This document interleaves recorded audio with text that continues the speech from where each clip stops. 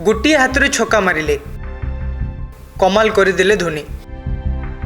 लगातार पराजय परण करुवा धोनी टीम शेष में विजय हासिल करिछि। दल को विजय पर 30 बॉल रु 55 रन आवश्यक थिबा बेले सीएसके अधिनायक महेंद्र सिंह धोनी क्रीज को आसथिले, किंतु यापर धोनी एपरि एक इनिंग्स खेलिथिले मैचर गति बदली जाइथिला।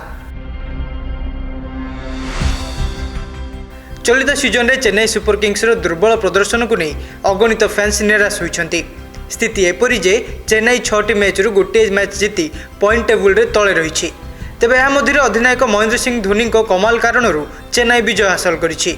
लखनऊ विपक्ष में 5 विकेट रे विजय हासिल करिछि चेन्नई।